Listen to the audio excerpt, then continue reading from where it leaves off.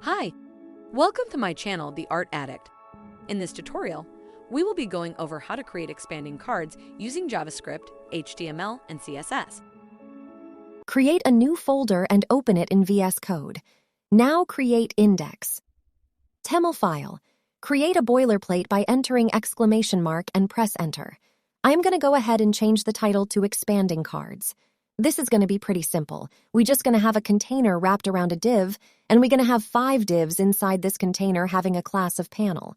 Now for the first one, we're going to have a class of panel and also a class of active, because that's how we're going to tell which card is expanded. We're going to have inline style of background image. I have already downloaded the images I want to use. Inside the div, just going to be whatever the H3 is, explore the world. You can change that, of course. If you haven't installed Live Server Extension, install now from extension to preview your page. I have already installed it. To enable the extension, just click on Go Live. You will be able to see the live preview of your page. Now I am creating the remaining 4 divs exactly the same way. The difference is that the other divs will not contain the active class. This is something we will be dealing by using JavaScript. We can see live changes of our page by using Live Server. That's why I love this extension. Now I am creating a script.js file for JavaScript and style.css for styling.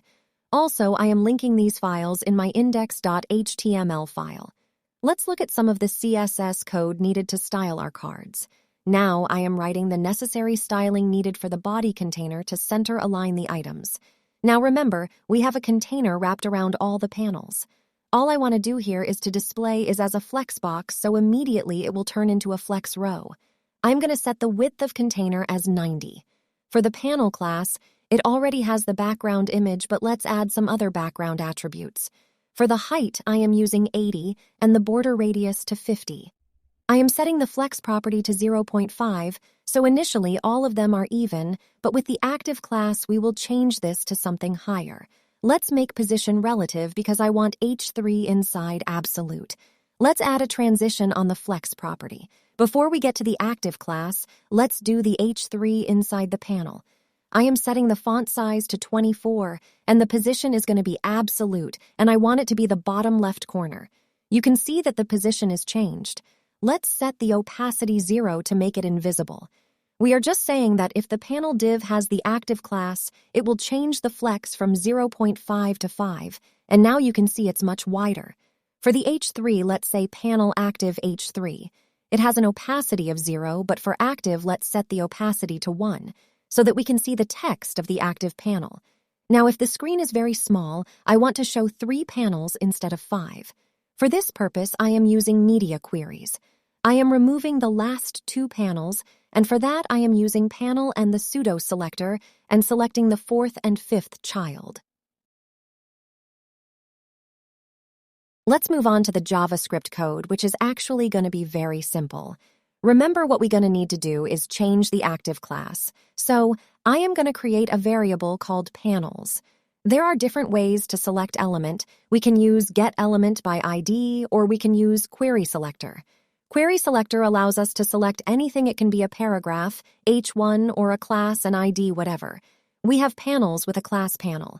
The problem here is that there are more than 1 panels, so we will be using query selector all to select all panel classes. Now I am using for each method in which we pass panel to loop through each panel. We will take each panel and add an event listener on click.